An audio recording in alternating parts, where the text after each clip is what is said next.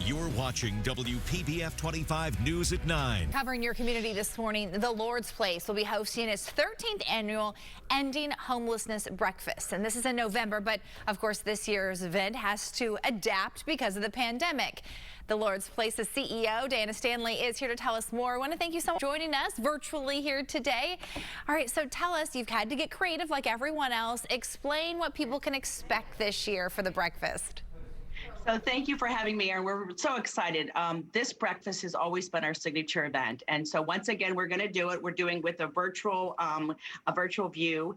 I think what makes this a little bit different than in the past, for those that may not know about this breakfast, for the last 4 or 5 years, it is sold out. And so as we continue to look for the silver lining in this pandemic, we realize that if we raise the money that we need for our budget, which is about $146,000, we're going to be able to open up the lines of this virtual event so that people all over our community, and most importantly, our clients, will be able to watch this. So we're really taking something that has been, we want a sellout crowd, and that's what we've always done, but now we can open it up so hundreds of people more can watch it for the first time. And it promises to be as inspiring as it's always been. We've got some interesting stories we're going to tell, and at the end of the day, it's about the turning point that we are right now in our community, not only for our clients, but for the work that we're doing and what we're about to do in the future.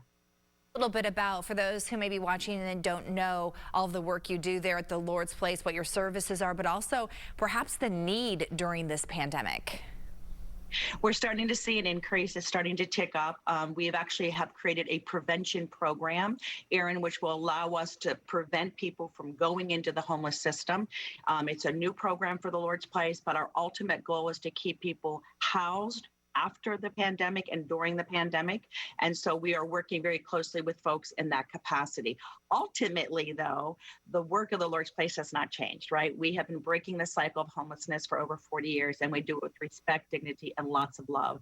So we are continuing to reach those that are oftentimes seen as the unreachable ones out in the community, our most chronic homeless. We're going to bring them in, we're going to love on them, and we're going to continue to serve that population. And we're also going to start serving those that are fearful that they may end up being homeless and work with them to prevent that from happening. Talk about people watching who, if they want to get involved with this event.